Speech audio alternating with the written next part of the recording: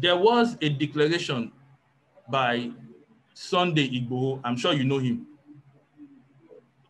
The Yoruba activist, yes. He said that he declared Yoruba nation at that point, saying that all Yorubas in the north, in the east should come back home, and that Yoruba nation has begun. So my question is this: as somebody from the eastern region, whom some people from your quarters, the likes of Nnamdi Kanu, have been clamoring for Biafra for a long time, and the federal government has not given it to them. Instead, they have declared them terrorists.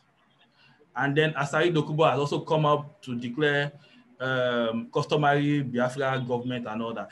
How do you see this declaration of Sunday Igboho panning out?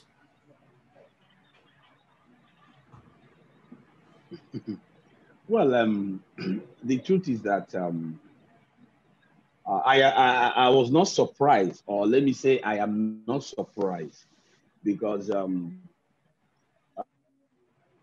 cost follows event. Somebody or people cannot come out in a country or in a nation to say they are no longer part of that nation if there is no reason, or if they are being treated well or the same way every other region is being treated.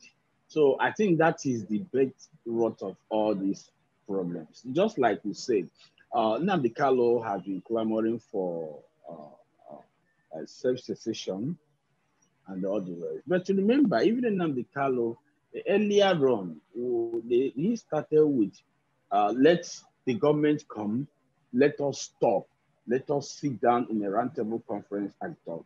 And if you remember, this is not even the first time these agitations are coming.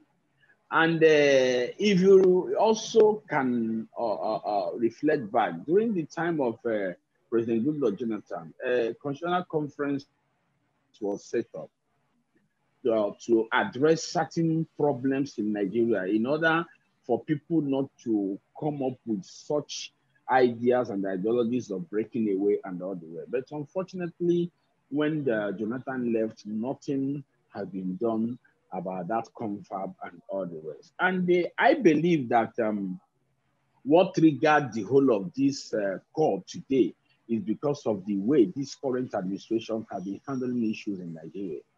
Other regions felt that a particular region in Nigeria is now being treated like a separate cow.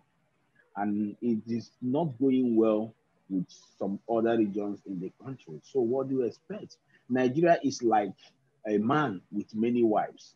So you must treat all the wives and his children with equality the same way you treat one or two. And if you're not, definitely the other ones will not like it and they will rebel against it. That is exactly what is happening in Nigeria today. So I am not surprised if Sunday Igboho is calling for self-cessation of the Yoruba nation and all the rest. So I think it was just because of the bad governance that is being seen and being melted in the citizens of this country.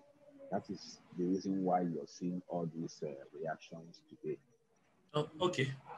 Now, Sunday Igboho has asked the Yoruba people in the north to come back home.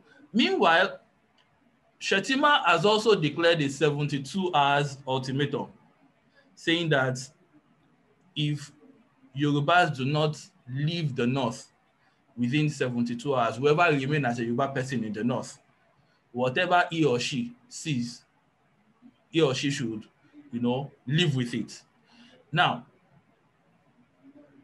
does this mean that he will take laws into his hands and begin to kill people or begin to harass them and begin to injure them because they have not left the north?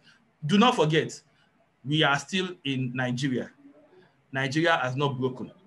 And no region has already seceded or broken away. So my question is this: would he take laws into his hands? And if he does take laws into his hands, would he be treated as a terrorist or somebody who has done something wrong?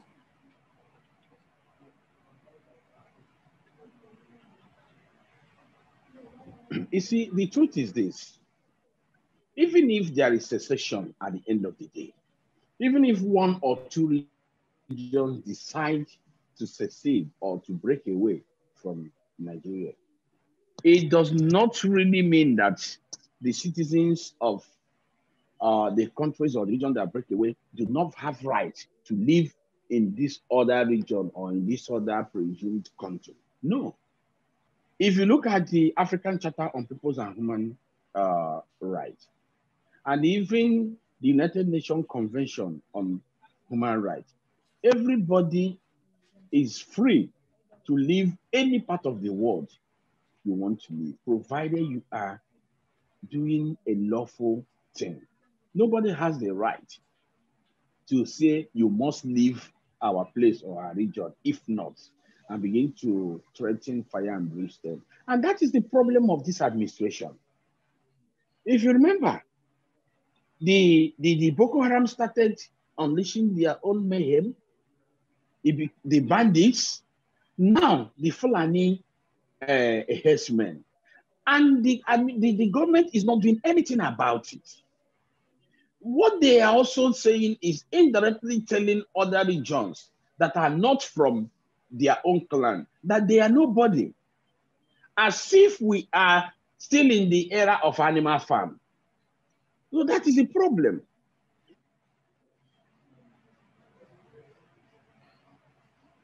Now,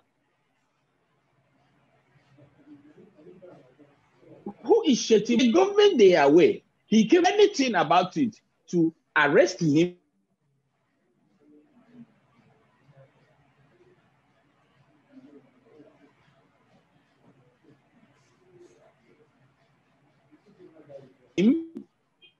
Or whatever. The bandits, the Boko Haram, and all the rest. So, what signal are you sending to people?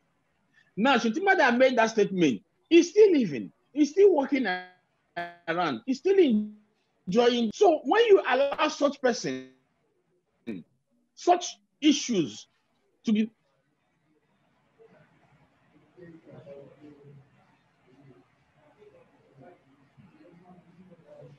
brought to the line in the hope when you are using intimidation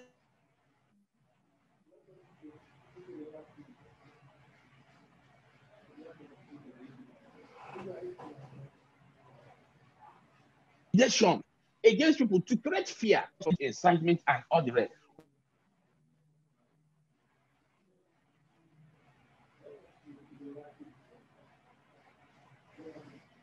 Why was Showore arrested? Television and everywhere to say that a particular group of people must leave a place of their birth, citizens of that country, and not even that, given the timeline, nothing about it. We have the police, we have the DSS, we have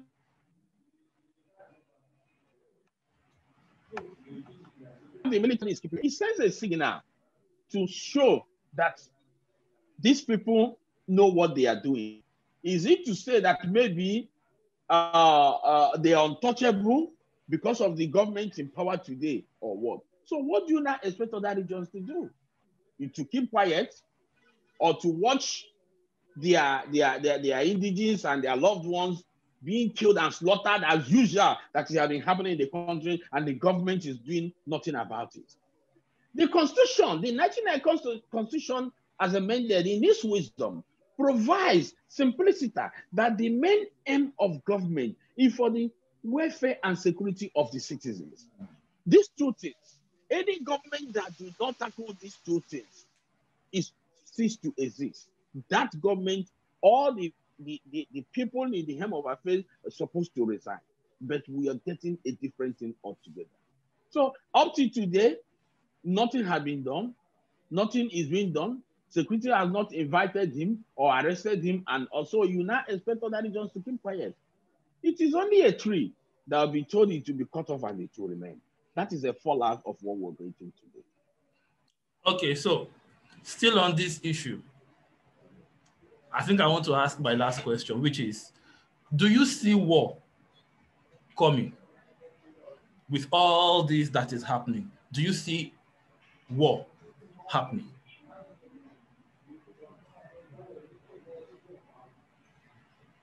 Well, if you look at it holistically, if we want to tell ourselves the truth, there is war already.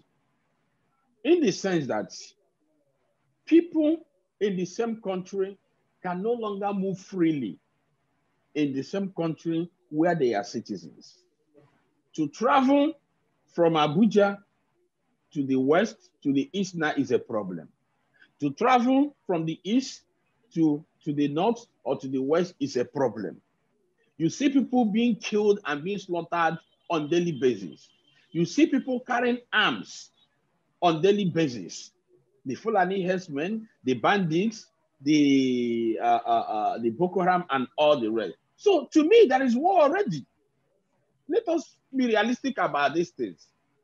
And I have to tell you simplicity that whether we like it or not, the war has already started. In fact, the war is looming. But let me say this also. Even if a group of people or regions or some people are going to secede from the country or going to break away, you don't need to fight. There are so many countries, look at Satomi and Principle and all the rest, for example. They never went to war to break up. In the first place, even when you decide to break up, to me, I even see it as a plus, because you're going to get more improvement and all the rest. So I don't see the way so many people are seeing this. In as much as, for now, I don't think breaking up or breaking away might be the solution. But the solution is, can the government have a listening ear and say, let us sit down and talk? Even the Bible said, come, let us do what? Reason together. I am surprised also that the National Assembly, the members of the Senate, the House of Representative members, they are not doing anything about this. It would be a shame for us to practice this kind of democracy where we have the National Assembly there, the two chambers, the red chamber and the green chamber, and Nigeria will break away. These are people that purport to be representing their communities, their constituencies. And the constituencies and the people are supposed to be talking to them. But unfortunately, they are not doing anything. They feel less concerned about what is happening. Because they feel they are protected. They go out with all the entourage of security personnel and apparatus in the country, both the president, the Senate president, the House of Reps speaker, their members, the executive council members, and all the rest. So what do you expect? So at the end of the day, you are now trying to force the citizen into doing what they don't want to do before. As I speak to you now, every day you open the pages of newspaper, you go to the social media, you go to the television, you can never see any good thing apart from dilemma, apart from problem, apart from anger, tears, sorrow, and bloodshed in this country on daily basis. Nigerians are being killed, slaughtered as if they are fowls on the streets on daily basis. And the government is not doing anything about it. Where is the oath of office and allegiance the government took? The president, the vice president, the governors, the senators, the House of Reps members, where is the oath they took to protect the Constitution and to maintain the provisions of the Constitution? When the Constitution has simplicity, provides that the main aim of government is for the welfare and security of the people. Today, they are only concerned about their personal and family welfare. That is why you're seeing all these things happening in Nigeria. It's not as if Nigeria is so bad that we don't know what to do or that we cannot get it right. Truly speaking, all over the world today, there is problem everywhere. But it now depends on the way you manage your affairs. The major problem we have in Nigeria is impunity. Impunity to the highest order. Nobody wants to know. People go about doing what they want to do and feel that nothing will happen. And that is why Nigerians are revolting. That is why everybody is talking today.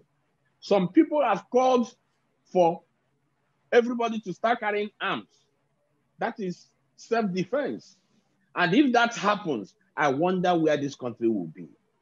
So when you say, do I see war coming? War has already come. There is war already. In a country where you cannot sleep with your two eyes closed, where security personnel are being attacked on a daily basis. Policemen are being killed, military men are being killed, prison warders are being killed, and all the rest. Then what is left for the civilians? And you're saying, do I see war? There is war already. Let's be realistic to ourselves. And the government is not doing anything about it. Now, the million-dollar question will be, is the government enjoying what is happening? Or, I don't know. You see, from the body language, you also ask the question, what is the government doing about it? And as far as I'm concerned, with what is happening and with the breakdown of security in the country as it is today, I personally recommend and call that the president of Nigeria should resign. The vice president should resign. The speaker of the Senate president should resign. The speaker of House of Reps should resign. Because they have failed woefully in protecting the Constitution, which they swore to protect. And they are not doing that. How many years down the line today? One problem to the other every day. Insecurity problem on the rise on daily basis, to the extent that our security personnel, especially the police, are being killed like fowls. So if security men can be killed, people that are saddled with the responsibility of protecting lives and properties of the citizens, which means the citizens are nowhere. So there is war already.